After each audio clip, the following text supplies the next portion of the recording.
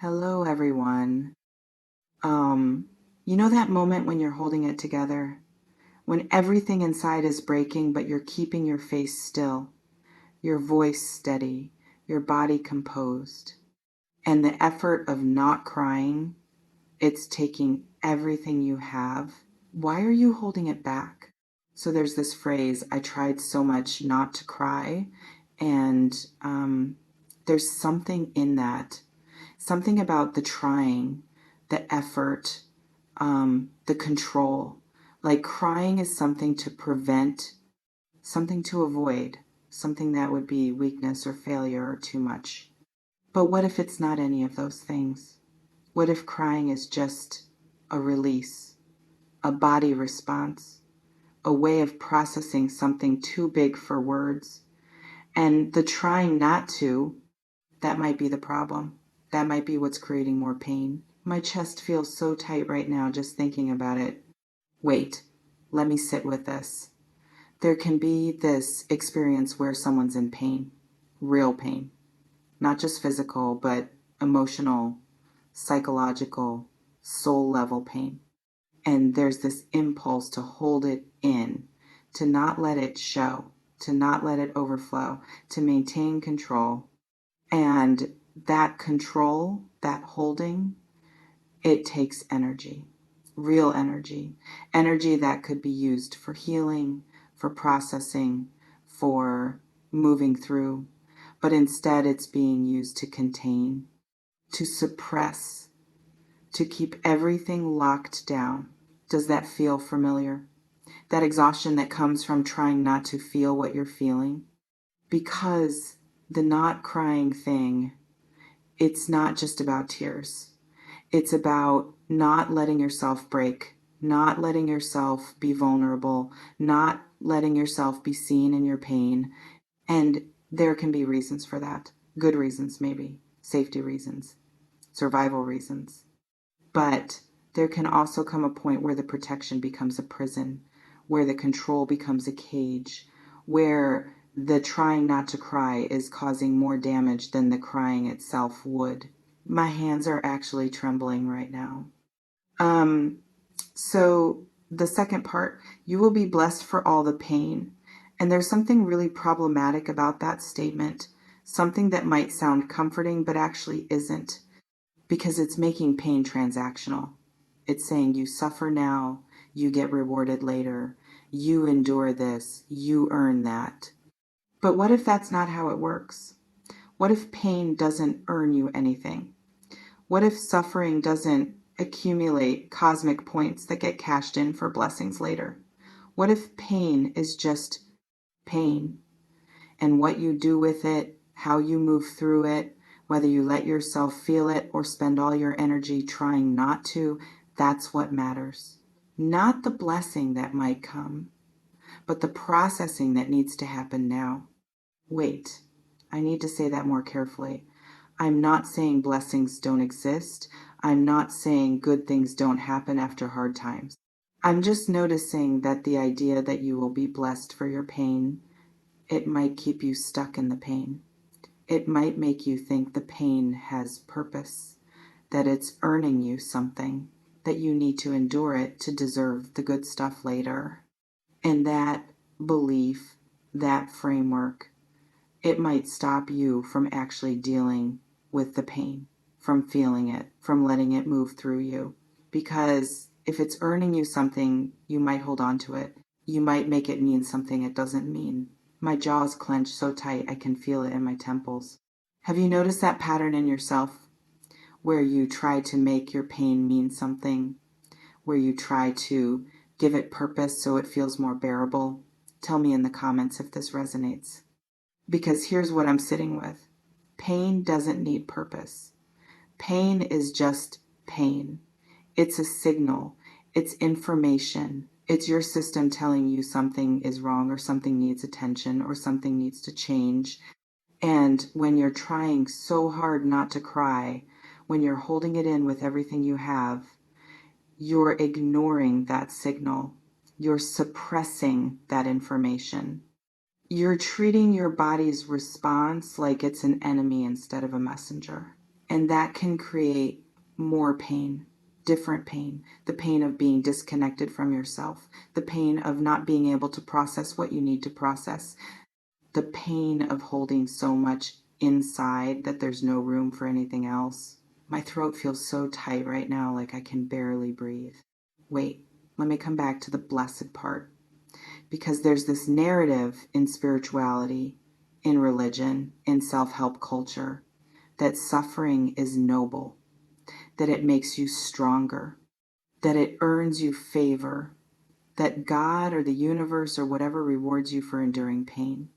And maybe that's true. Maybe suffering does make you stronger in some ways. Maybe you do learn things through pain that you couldn't learn otherwise. Maybe there is growth that comes from hardship. But here's what I'm noticing. That narrative can also be used to justify staying in pain, to rationalize not leaving situations that hurt you, to convince yourself that if you just endure a little longer, if you just hold on through one more hard thing, the blessing is coming, the reward is near, the payoff is worth it. And while you're waiting for that blessing, while you're enduring that pain, while you're trying so hard not to cry, you're not actually living. You're surviving. You're holding on. You're postponing your life until the hard part is over. But what if the hard part doesn't end? What if there's always another challenge, another pain, another reason to hold back the tears and wait for the blessing? My shoulders are so tense, they're practically touching my ears. Does that make sense to you, that pattern of postponing life until things get easier? So the crying thing, let me sit with that more. Because there's something about crying that's vulnerable, really vulnerable. It's loss of control. It's visible emotion. It's evidence that you're not okay, that you're affected, that something got to you. And for some people, for people who've had to be strong, who've had to hold it together, who've had to be the stable one, crying feels dangerous. It feels like if you start, you might not stop.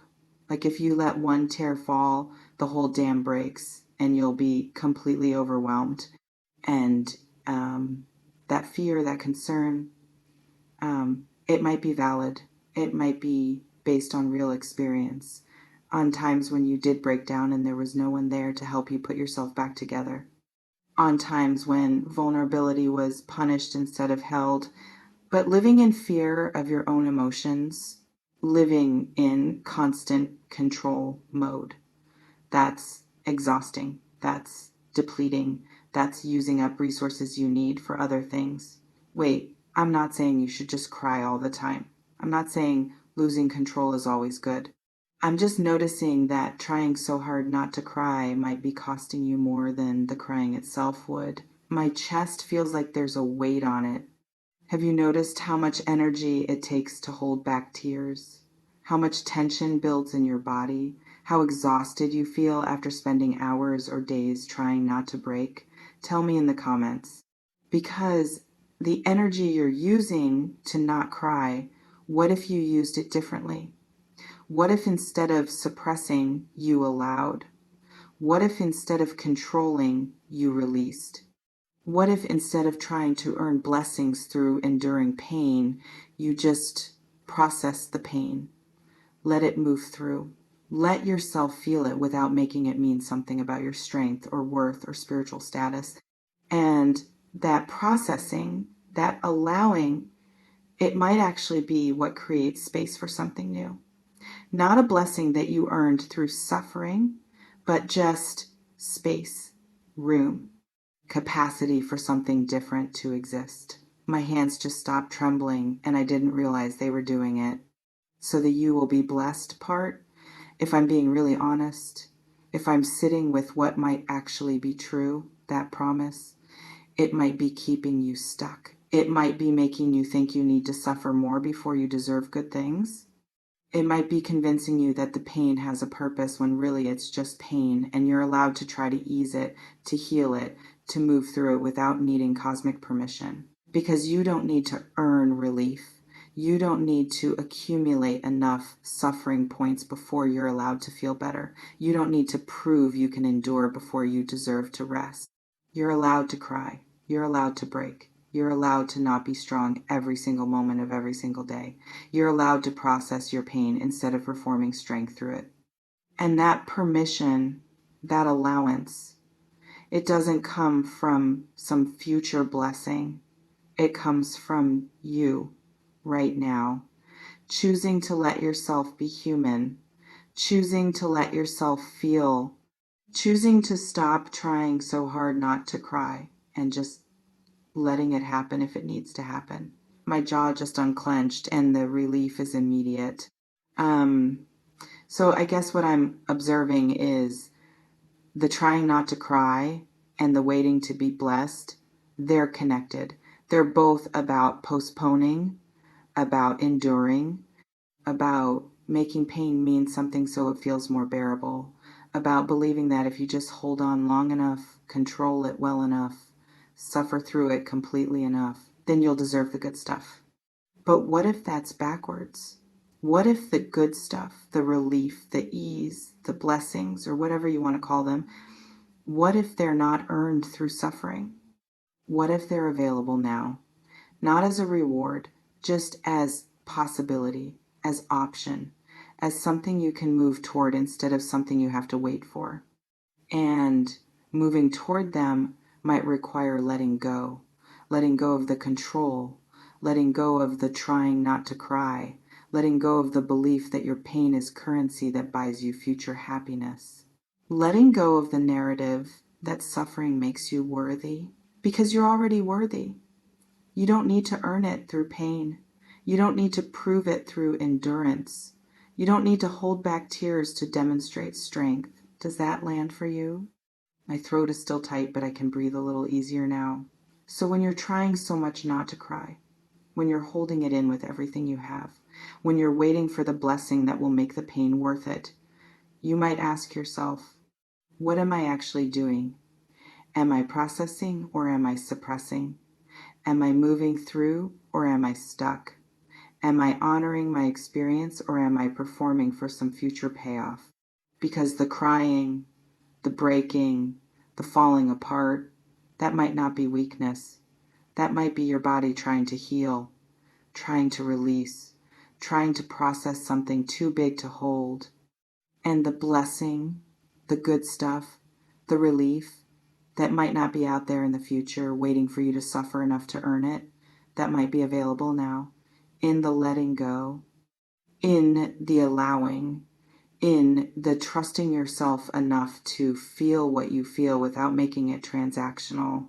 Wait, I'm not saying everything will be fine if you just cry. I'm not saying letting yourself feel guarantees anything.